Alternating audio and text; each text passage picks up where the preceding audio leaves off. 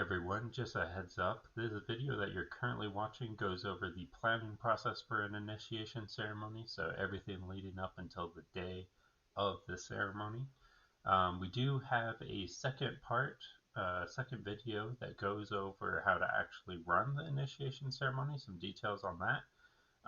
But because the initiation ceremony must be kept secret, that video is not made public. So if you want access to that video to get a little bit more guidance on how to actually run the ceremony, you can email us at chapter.development@tbp.org. Please include your info, your name, and what chapter you're from.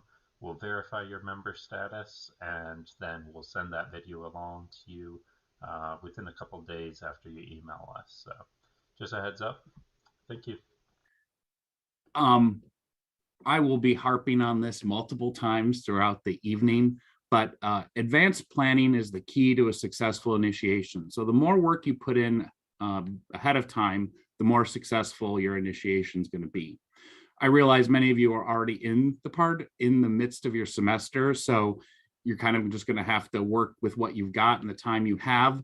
But if you haven't done this before, when you start planning for your winter or spring terms, work backwards from when you want to have your initiation date and plan things back using that as kind of the fixed point in time.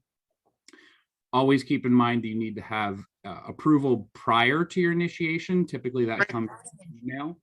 If you don't get initiation approval, then if you don't have it by email, make sure you give a call to headquarters, email us so that we can get that approval to you.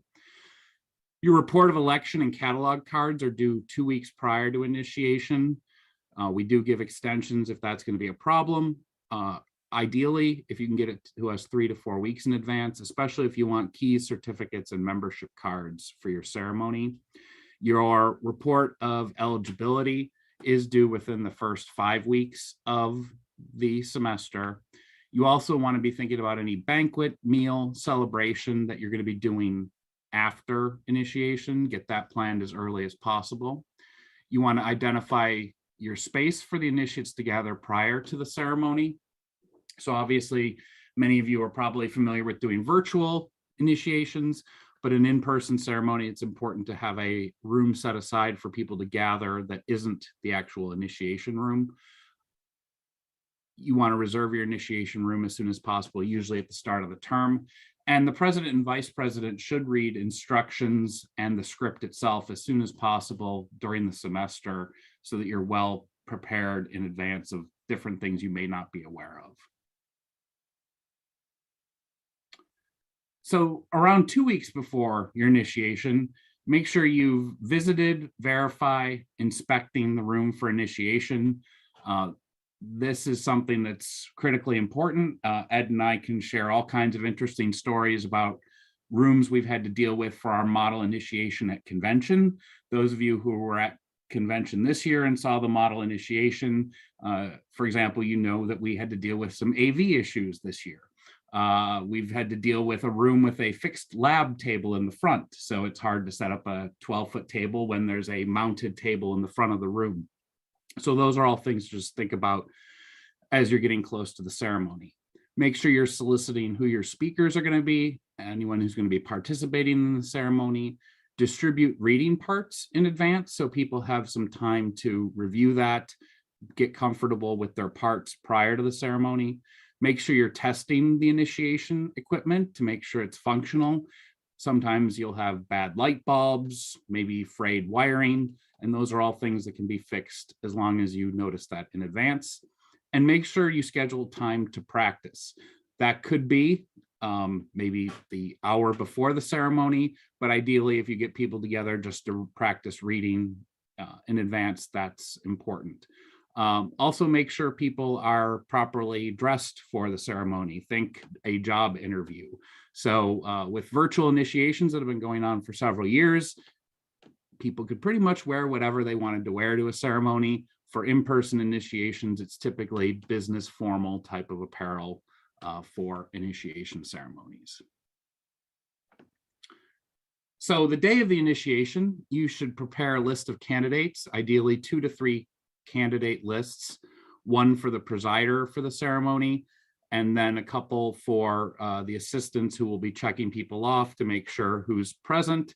It also helps to have a space to make sure you get phonetic spellings of candidate names so that they're properly pronounced during the ceremony.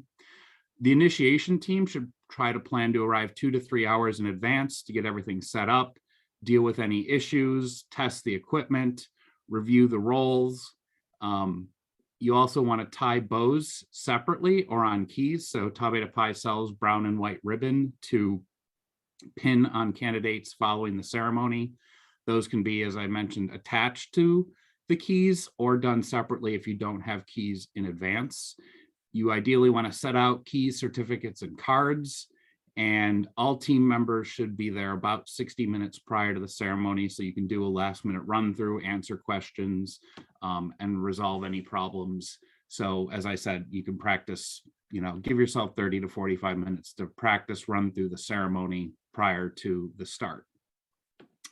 In that hour before the ceremony, you should have your initiates arriving at that alternate room 30 to 60 minutes so that they can be, as I said, collect phonetic pronunciations, collect initiation fees, any late catalog cards. There is a sheet of paper that it's called Information About the Ritual that you can distribute to candidates that talks about the solemn pledge that we make during the ceremony, talks about word usage so that the candidates know what they're going to experience during the ceremony and you can answer any questions ahead of time. You're going to organize initiates into groups by eligibility type. For most of you, that's typically you just have students, and undergraduate or graduate students, they're all kind of organized together alphabetically by last name. Sometimes you will have alumni candidates who are seated separately and organized differently, or perhaps eminent engineers who are also organized separately and sit separately. Remind everybody about cell phones, about keeping them turned off and muted. And obviously there's no photography or video recording of the initiation ceremony. And then there is a piece for the guide that is read before you enter the initiation room. A couple comments about mistakes. They happen. Don't worry about it. Keep moving on. Ed and I can tell you all kinds of words that can be mispronounced, and we'll touch on them a little bit later. Just instruct everybody to keep going. Most people, this is the only time they're going to ever hear the ceremony, so they won't realize that there are any mistakes that happens. And practice is a big key of proper word pronunciation and making sure everybody knows how to handle the unexpected things that will inevitably turn up. So supplies for initiation, and we'll dive into a little bit more of some of these details in a few minutes, but you should have your initiation kit, a tablecloth, a roll book and pen, your actual ritual script, keys and certificates, and I make a note on there signed, because when you receive your certificates, there's a blank for the chapter president and the secretary to sign. So keep in mind before you distribute them that your president and secretary should sign those. And you will either have membership cards to distribute, and if you don't have membership cards, there are creed cards. Make sure you have pins to pin bents on candidates. And if you don't have the keys, most chapters are encouraged to just pin the ribbon on candidates, and also flashlights, especially for the guides and the guides' assistants to help guide people to their seats, especially if the room is extremely dark. It's also good to have a couple spare flashlights up at the head table in case there are unexpected power outages or light outages during the ceremony. I want to throw one thing out. So the instructions say a dark room. Please do not do anything illegal. Turning off exit signs, lights on stairs. Those all violate fire code. So don't do that. We don't expect the room to be completely dark. I was at an initiation where the chief advisor got a little carried away, decided to unscrew the light bulbs on all the stair lights. and an initiate tripped and almost fell on the person in front of him. So keep the room safe, but make it as dark as you can. So close curtains and turn off lights. That's all we really ask.